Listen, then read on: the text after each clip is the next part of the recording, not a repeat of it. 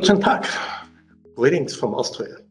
I'm Josef Strobl from the University of Salzburg, today together with... Greetings, Josef Kerski from Esri and the University of Denver. Let's discuss... spatial thinking in education. Right, from learning by domains to learning across dimensions. But education traditionally has been organized by domains. Languages, math, science, history, geography. In some ways, as the 19th century came to a close, it made sense to organize it this way, to make sure that in schools and in universities that we were teaching all of what was society considered core essentials or subject domains. But now, as the 21st century approaches its middle years, the boundaries around these neat little boxes have become too much like brick walls that cannot be scaled. Today, only a few themes have really expanded across these traditional subject domains. Good point. Why should we care about this? Well, in personal life and in society, decisions and actions always come in context, whether in government, nonprofit, organizations, private industry, or academia. Context for decisions comes from a variety of domains. Learning for modern life and building practical and professional competencies requires the integration of knowledge across multiple subject domains. There is a societal need for students entering the workforce to have the capability to think across, through, and between domains. Yeah. We therefore strongly recommend that the education community needs to move away from learning that is separated into domains, more towards learning across dimensions. Dimensions include considering different angles, perspectives, and characteristics of any particular topic or issue. Learning across dimensions helps connect students and the subjects they study with real life to personal and societal decision and action spaces. That is, putting topics into personal and societal contexts. For example, consider water quality and quantity. Students need to understand its physical properties, where it comes from, its properties in chemistry, how it has shaped the landscape, how it is tied to natural hazards, agriculture, and settlement, but also to social properties and connections. Why is it such a precious resource? Why is it a UN Sustainable Development Goal? Why and how does it affect human health? How is it tied to climate and political instability or stability? Why is water a global resource and issue, and how does it simultaneously impact my local community and me personally? We recommend that when teaching across these dimensions, that space and of course time are common threads that unite domains, which should be considered dimensions of a theme, but not separate fields. As we hope to have demonstrated with the water example just now, space and time are fundamental to interconnecting the relevant phenomena and issues. And of course, they are key to solving 21st century problems. The geographic perspective is tied to spatio-temporal analysis. Whatever happens, happens somewhere. Or helping learners understand what's where, why is it there, and why should we care? The context for solving problems, including biodiversity, loss, ocean acidification, urban sprawl, transportation, public safety, is anchored in space and time. From our earliest days as children, humans are spatial beings, tied to spaces, but who receive meaning from and give meaning to their local environment, their place. Spatial awareness and thinking, thus, we argue, need to be taught rigorously and often across all subject domains to facilitate connecting by location, to put subjects into relevant and applicable contexts. Dimensional thinking is holistic, including consideration of the interconnected nature of the biosphere, lithosphere, atmosphere, cryosphere, and anthroposphere. Dimensional thinking also considers cycles, such as the carbon cycle and the hydrologic cycle.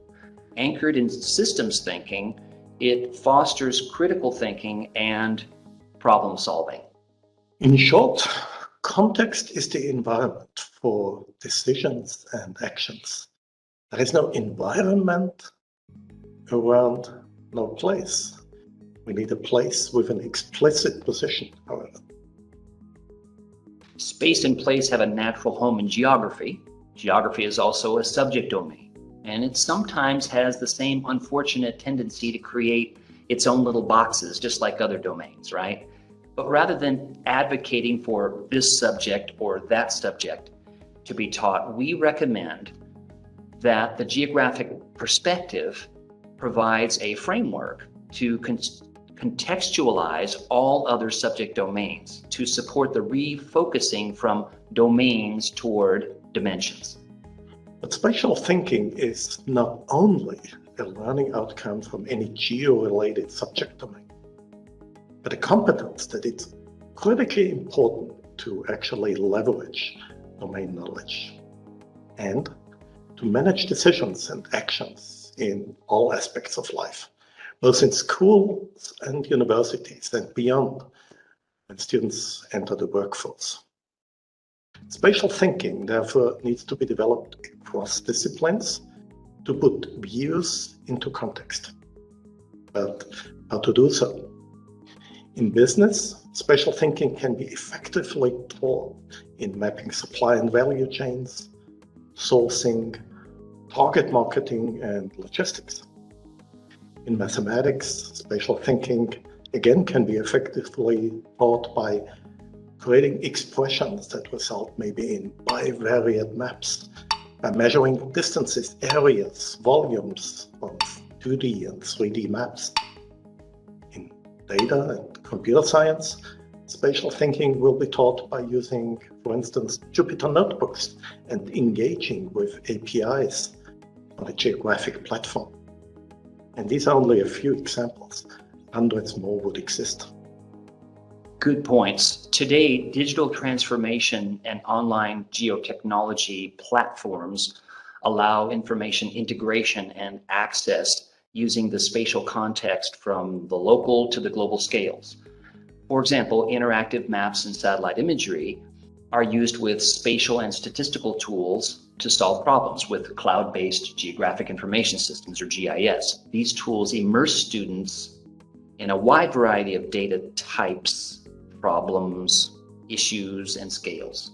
So, only when moving from compartmentalized towards contextualized mindsets, we will be able to understand and address complex 21st century issues and problems.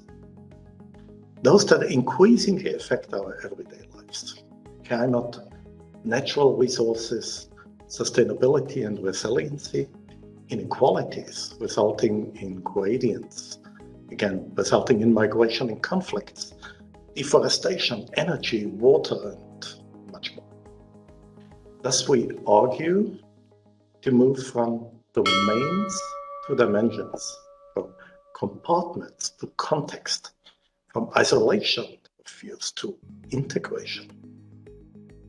One thing you may be wondering, what can I do to get started on this journey to spatialize all teaching and learning along different dimensions? One way is to explore and begin teaching with the interactive and increasingly real-time maps and layers using the ArcGIS Living Atlas of the World. Explore real-time data such as earthquakes, wildfire, or weather. Compare satellite imagery along coasts, glaciers, or farmland today versus a few years or a few decades ago, and examine the changes over space and over time. Ask yourself, what's changing? Why is it changing? How should it change in the future? Collect data in your own community about any issue you care about. Survey 123, or iNaturalist, or Spot-On, or any other tool. Map it out in ArcGIS Online and then, of course, analyze it to create information from these data. Create a story map or a dashboard about an issue or topic and share those results with others. Even more importantly than the use of lessons, data, and tools, some of which we've mentioned here, connect with your colleagues across disciplinary boundaries. Build curricula, syllabi, and programs, and share with others your challenges and successes. We are here to listen to you and to aid you in your journey forward. All of this won't happen overnight, but the societal challenges we face are too important to ignore. The need is there. Let's get to work.